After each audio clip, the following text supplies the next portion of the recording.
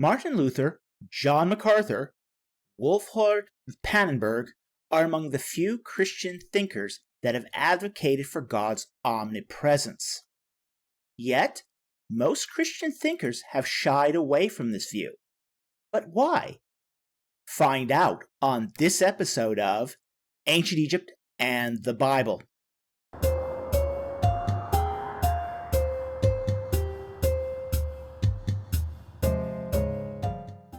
This video is a follow-up to my previous video, The 6 Essential Doctrines of the Historic Christian Faith. And it came as a surprise to many that omnipresence is not one of the omni-attributes that has been traditionally affirmed by the historic Christian faith. Some of this surprise is based upon a misunderstanding over what omnipresence means. And some is over the fact that historic theology is not a subject that is taught well in our churches. Now, I'm going to warn you right out of the gate that this video is going into the deepest matters of theology. This subject is complex, nuanced, and very precise when it comes to its definitions. If you want to comment on this video, please be certain to do your best to understand the arguments first.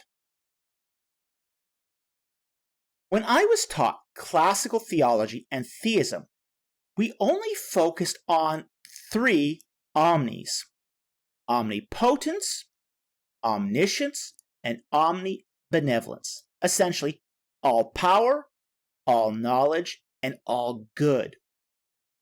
However, today, theological training isn't as rigorous as it once was.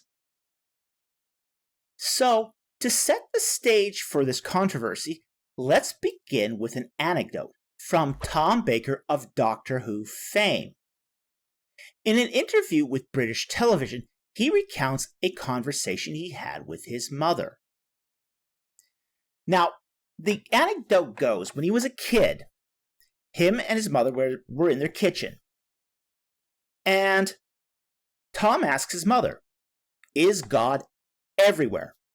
And his mother goes, "Well, yes, son, he is everywhere." Tom goes, "Is God in church?" His mother goes, "Well, yes, son, he's in church." Then he asks, "Is he with us now?" His mother replies, "Yes, son, he's with us now." Then Tom asks the question, "Is he up my nose?" And his mother promptly gives him a good smack. Both Tom and his mother have unwittingly apprehended the problem of omnipresence. If God is omnipresent, then Tom was correct that God is everywhere, including up his nose. And if his mother is correct, there was an impiety to Tom's conclusions. And we'll shortly get into why this was a problem. But to discuss this topic intelligently, we need to define what is meant by omnipresence. Now, this is a topic that can occasionally confuse even theologians, but is clear in the academic literature. So I will repeat the definition several times and explain it in multiple ways to ensure that everyone is following along. At its simplest, omnipresence is the idea that God is everywhere, with absolutely no exceptions. Let me repeat that. Omnipresence is the idea that God is everywhere, with absolutely no exceptions. That qualifier is essential to the definition of the term. If there is somewhere God is not, then you don't have omnipresence, but transcendence. And transcendence is the idea that God is separate from his creation. Both transcendence and omnipresence hold to beliefs that God can intervene in the physical world. The difference is that with omnipresence, God is literally everywhere, whereas with transcendence, God is separate from his creation.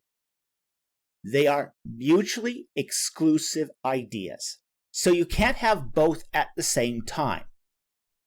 You can't have the idea that God is transcendent, but that he is everywhere at the same time, because the former infers a negation of the latter. So, when people discuss this issue, because they don't understand how these terms are defined, they often make statements that are not consistent with real omnipresence. For example, they might say, quote, God is everywhere, but not in everything, end quote. The oversight here is that everything is also a somewhere. If God occupies every niche of space, and atoms are 99.99999999996% empty space, that's 99 followed by 0.129% empty space, then we are little more than walking clouds of charged particles, and mostly empty space. And God would then have his real presence inside the space of atoms as well, because that's a lot of space. If omnipresence is true, the presence of God must also be inside every atom, and must necessarily be in everything. This is an idea called pantheism. Literally, God is in all, and this is true then by definition. So, if omnipresence is true, that God is everywhere, and atoms are a somewhere, then God is in atoms as well. And therefore, you have pantheism. Now, you cannot have omnipresence without pantheism. With some Eastern Orthodox theologies, pantheism is considered to be acceptable. However, Western Christendom has generally rejected the notion. Now, by this point, some of you out there might have clued into the fact that the attribute of omnipresence isn't like the other omni-attributes. The three omnis, which we've already mentioned, omnipotence, omniscience, and omnibenevolence, are exercised through God's sovereign will. God is all-powerful, omnipotent, but he doesn't unleash his power capriciously. It's under his sovereign control. God is all-knowing, omniscient, but he doesn't reveal all your secrets to the universe. That too is under his sovereign control. He can measure out justice, omnibenevolence, through wrath, omnipotence, while knowing when to wait so that the most people will be saved, omniscience. Omnipresence, on the other hand, is not like the other three omni-attributes, in that God cannot limit his presence in any way. Remember, omnipresence is being everywhere with no exceptions. Thus, omnipresence would be an omni of quality, that describes God's nature, but not an omni of his ability. So omnipresence cannot be restrained in any way and still be omnipresence, because its entire point is that God fills every space and is everywhere without any exceptions. This would be the only attribute of God that is outside of God's sovereign control. The only way for God to be omnipresent is for him to be everywhere. So we have to be acutely aware that omnipresence is not about whether or not God could be everywhere. The question is over whether God is actually everywhere always. So, in effect, if omnipresence is true, God cannot choose to limit his presence. If God can choose not to have his presence be somewhere, you no longer have omnipresence, but transcendence. Okay. We have now adequately defined omnipresence.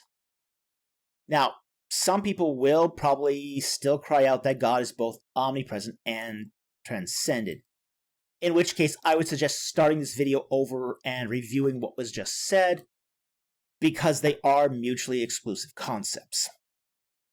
But if you have mastered at this point the notion of omnipresence, we can now move on to the problems associated with the view. The first problem is that omnipresence nullifies any distinction between the sacred and profane.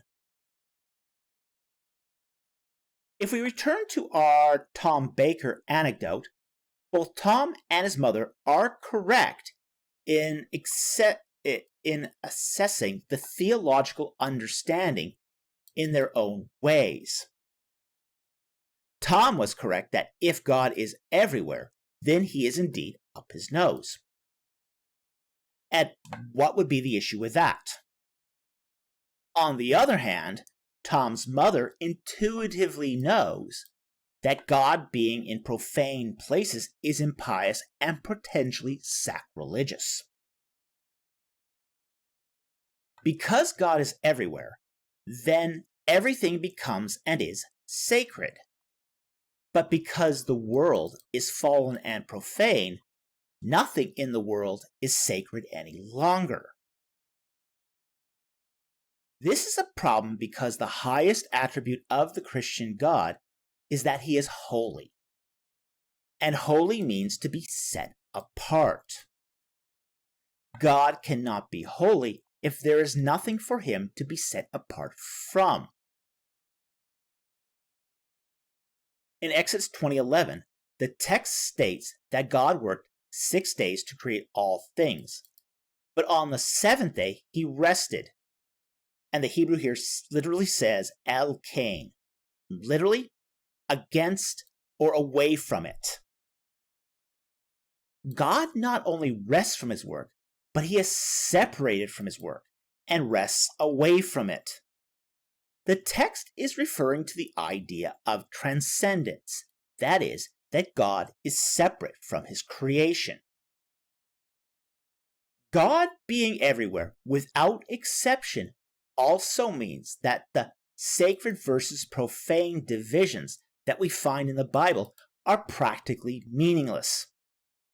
Some of these divisions include the Garden of Eden, Mount Sinai, the cherubim on the Ark of the Covenant, the Tent of Meeting, the Holy of Holies in the Solomonic Temple, and even the holies described in the heavenly temple in the books of Revelation and Hebrews.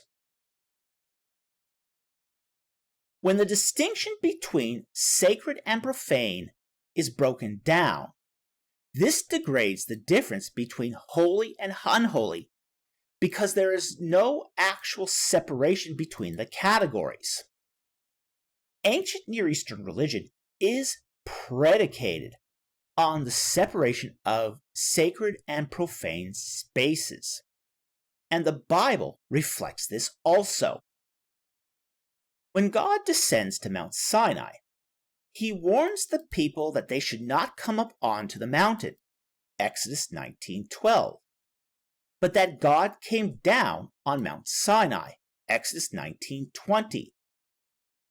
But if God is already everywhere, why would God's appearance on the holy mountain be so special? But it just gets worse. The doctrine renders moot the second commandment, the commandment against graven images. The Israelites were commanded never to make graven images, essentially an idol that one worships. That prohibition even included making graven images of Yahweh. But if an idol is just a body that contains the spirit of a deity, and if God is everywhere, and if one creates an idol of Yahweh, then God's spirit would be within the body of the idol by virtue of God's omnipresence. This would mean that if one worshipped an idol of Yahweh, you probably are worshiping God properly. But this cannot be true, given the commandment. The second problem is the presence and essence without hypostasis.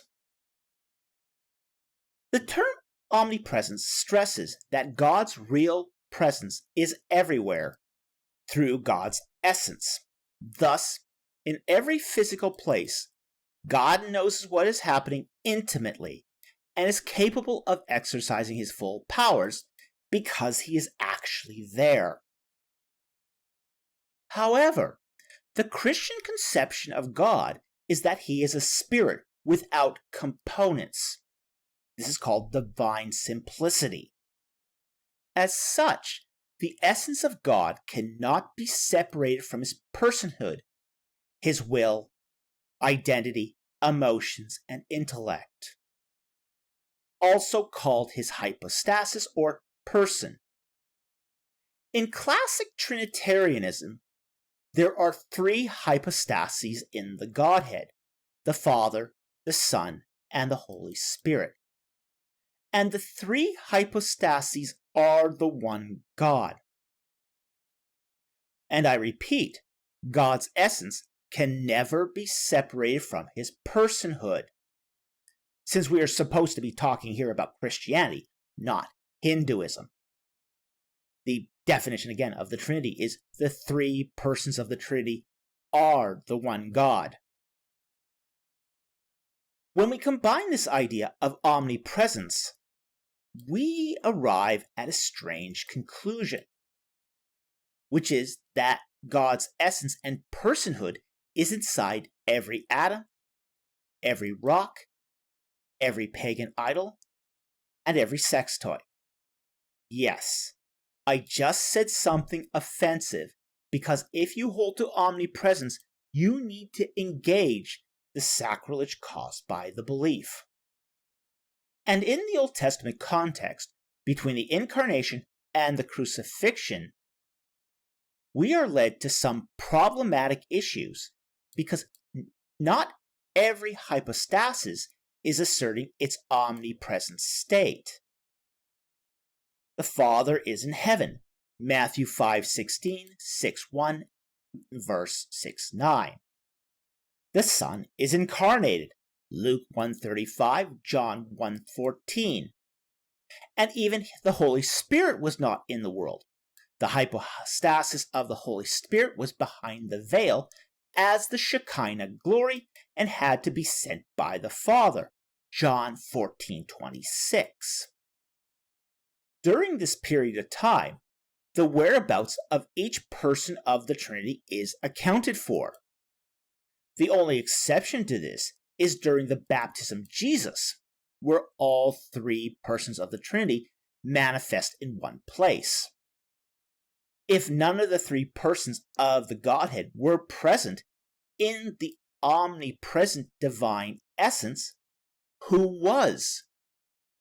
Essence without hypostasis is Hinduism, not Christianity.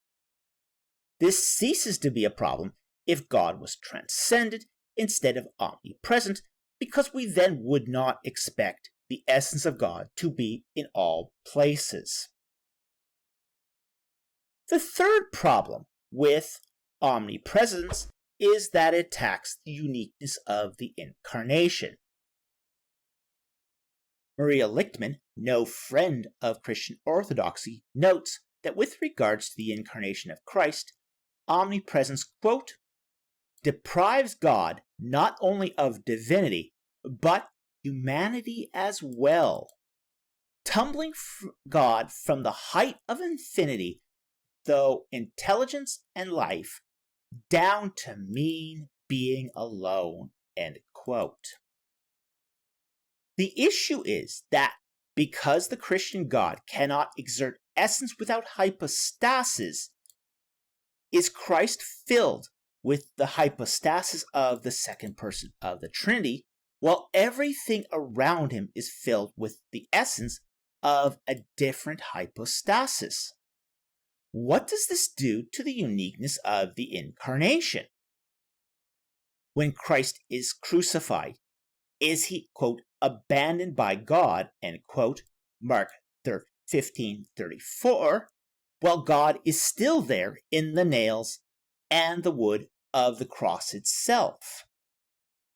What then is the big deal of the veil being torn in Luke 23:45, Matthew 27:51, and Mark 15:38 if God is everywhere already?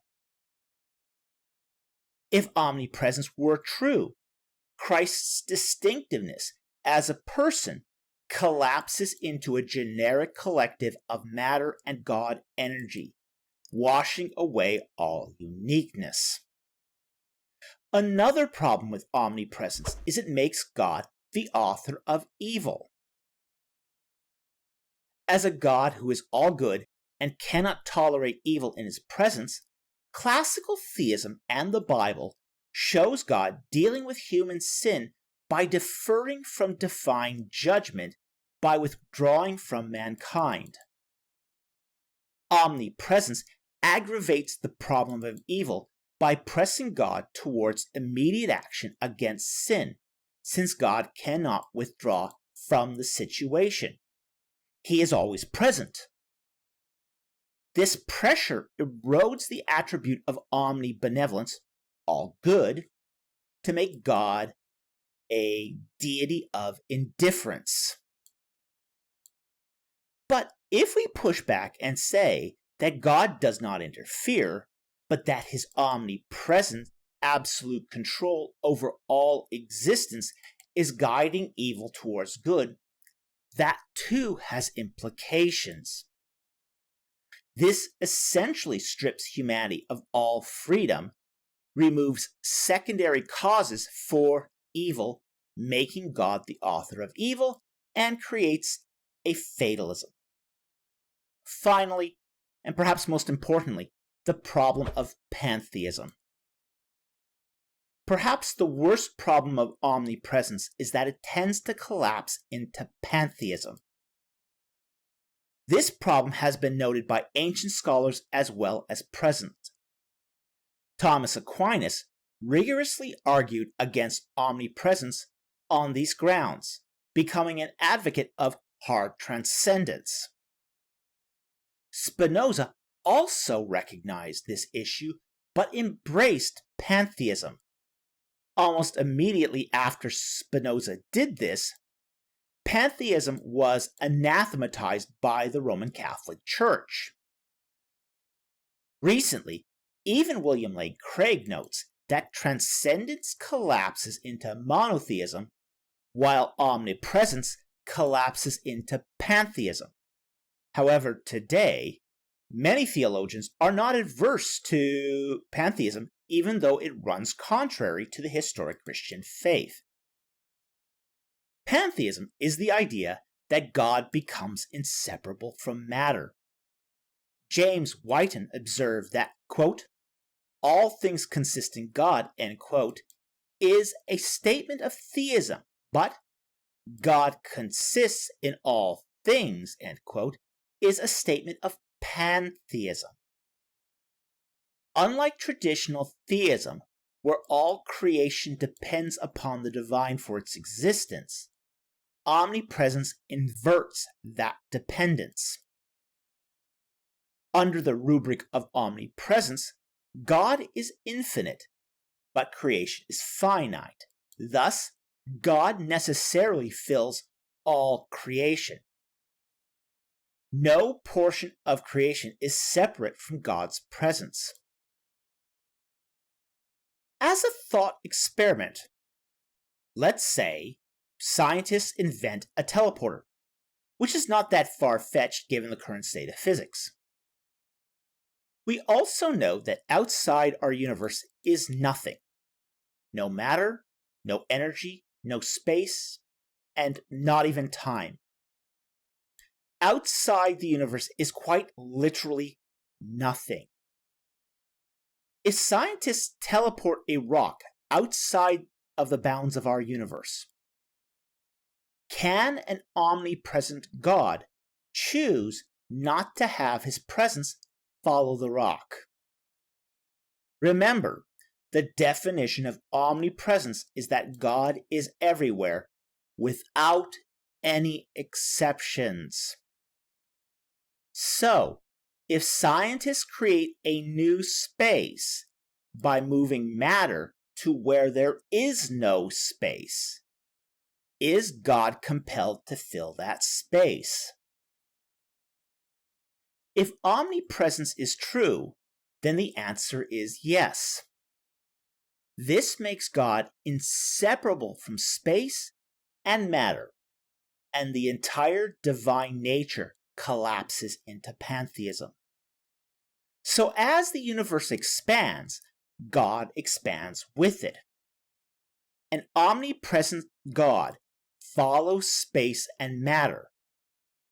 God's nature becomes indistinguishable from the material universe itself. Now, a potential defense here to avoid pantheism is that some may say that God's presence is only partially there, but is not tied one-to-one with matter. However, a diminished hypostasis is also less than the fullness of God's attributes and is less than God.